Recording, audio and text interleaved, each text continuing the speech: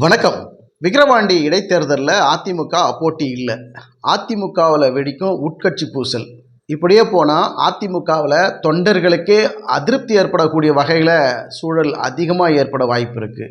இப்போ கூட பார்த்தீங்கன்னாக்கா எடப்பாடி பழனிசாமி அவர்கள் தெரிந்து தான் இப்படிப்பட்ட முடிவுகள் எடுக்கிறாரா இல்லை தெரியாமல் எடுக்கிறாரா அப்படின்னு அதிமுக தொண்டர்களுக்கே ஒரு மிகப்பெரிய குழப்பம்.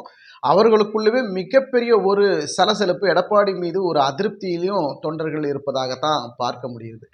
விக்கிரவாண்டி தொகுதியை பொறுத்த வரைக்கும் அதிமுகவுக்கு 30லேருந்து 35% ஓட்டு வங்கி இருக்கு. இருந்தாலும் அந்த இடைத்தேர்தலில் அதிமுக போட்டியிடாததற்கு என்ன காரணம்? திமுகவுக்கு கண்டு அஞ்சுகிறதா?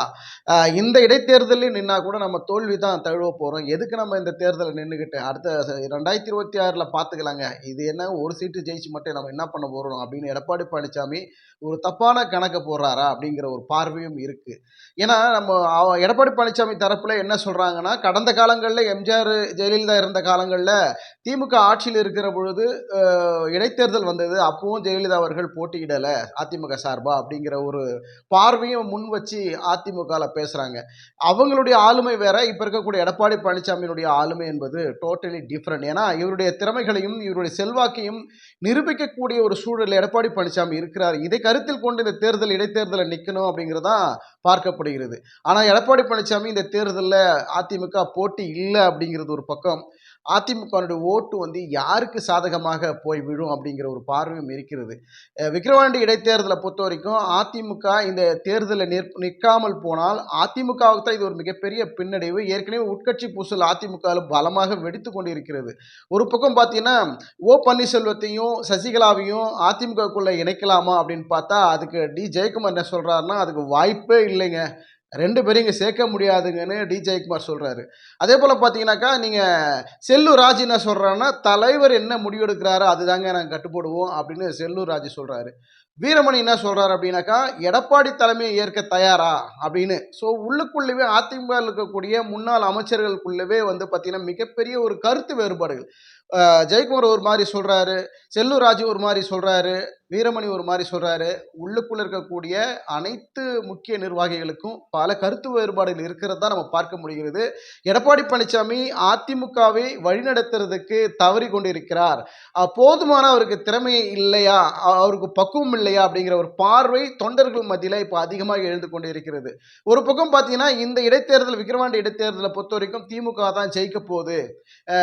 நிர்வாகிகளுக்கு ஆலோசனை கூட்டத்தில் பொன்முடி அவர்கள் என்ன சொல்றாரு அப்படின்னா, 90,000 வாக்கு வித்தியாசத்துல வேட்பாளர் தான் ஜெயிக்க போறாரு அப்படின்னு சொல்றாரு. அதுல மாற்று கருத்தே இல்லை. திமுக தான் ஜெயிக்க போகுது அப்படிங்கிறதுல எந்த அளவுக்கு சந்தேகம் இல்லை. ஆனாலும் இந்த தேர்தலை அதிமுக சந்தித்திருக்க வேண்டும். ஏன்னா அதிமுகங்கிறது ஒரு எதிர்கட்சி அந்தஸ்தில் இருக்கிறது.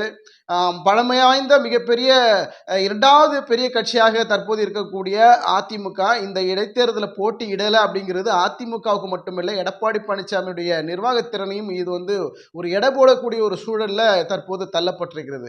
இந்த நிலையில் தான் திடீர்னு பார்த்தீங்கன்னாக்கா சசிகலா அவர்கள் இதுக்கு மேலே விட்ட வேலைக்கு ஆகாதுங்க, அதிமுகவை மீட்டெடுத்தே ஆகணும், எடப்பாடி பழனிசாமி சொல்றதெல்லாம் கேட்க முடியாதுங்க அப்படின்னு ஒரு குரலை உயர்த்தி இன்னைக்கு சசிகலா அவர்கள் பேசுகிற அளவுக்கு இன்னைக்கு எடப்பாடி பழனிசாமியுடைய நிலை மாறிக்கொண்டே இருக்கிறது.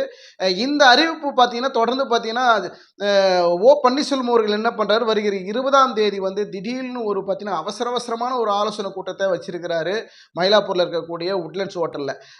இந்த கூட்டம் எதுக்கு அப்படின்னா, சசிகலாவுடன் இணைந்து பன்னீர்செல்வம் அவர்கள் பயணிப்பதற்கு வாய்ப்புகள் இருக்கிறது. இவங்க 2 பேரும் இணைந்து அதிமுக ஒருங்கிணைக்கக்கூடிய வேலைகளை ஈடுபடுவாங்க.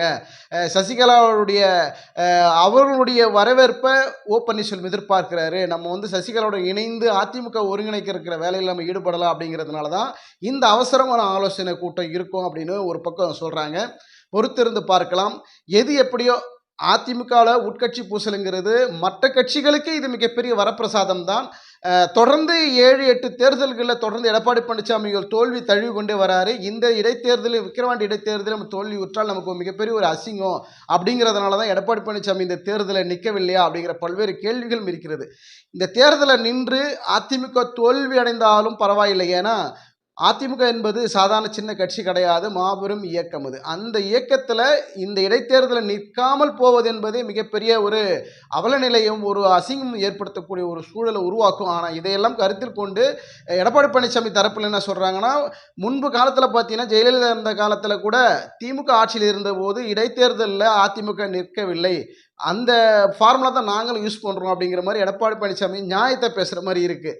ஜெயலலிதா இருந்த காலம் வேற, எம்ஜிஆர் இருந்த காலம் வேற. தற்போது இருக்கக்கூடிய எடப்பாடி பழனிசாமி அவருடைய நிர்வாகத்திறனையும் அரசியலினுடைய நகர்வுகளையும் நிரூபிக்கக்கூடிய ஒரு சூழல் இருக்கிற இந்த தருணத்தில் எடப்பாடி பழனிசாமி விக்கிரவாண்டி தொகுதியில் நிற்காமல் இருப்பது பல்வேறு சர்ச்சைகளையும் பல்வேறு கேள்விகளையும் எழுந்து கொண்டிருக்கிறது. பொறுத்திருந்து பார்க்கலாம். சசிகலா அவர்கள் அதிமுகவில் மீண்டும் இணைப்பதற்கு வாய்ப்பே இல்லை அப்படின்னு அதிமுக இருக்கக்கூடிய முக்கிய நிர்வாகிகள் ஒரு பக்கம் பேசுகிறாங்க. இன்னொரு பக்கம் சேர்த்தா என்னங்க கொஞ்சம் பலமாக தான் இருக்குன்னு இன்னொரு பக்கம் பேசுகிறாங்க. ஓ பன்னீர்செல்வம் விரைவில், அதாவது 20ஆம் தேதிக்கு அப்புறம் அவருடைய ஆலோசனை கூட்டம் முடிந்த பிறகு சசிகலாவுடன் இணைந்து அதிமுக ஒருங்கிணைக்கக்கூடிய வேலையில் ஈடுபடுவார் அப்படிங்கிறது எதிர்பார்க்கப்படுகிறது. பொறுத்திருந்து பார்க்கலாம் என்ன நடக்கிறது. அதிமுக சலசலப்பு தொடர்கிறதா, அவருடைய பிரச்சனைகள் மீண்டும் அதிகரிக்கிறதா, பல கட்ட பிளவுகள் ஏற்கனவே இருக்கு, மீண்டும் மீண்டும் அந்த பிளவு ஏற்படுத்தி அதிமுக குளிர்காய்வது யார் அப்படிங்கிற பல்வேறு கேள்விகள் இருக்கிறது. பொறுத்திருந்து பார்க்கலாம். நன்றி, வணக்கம்.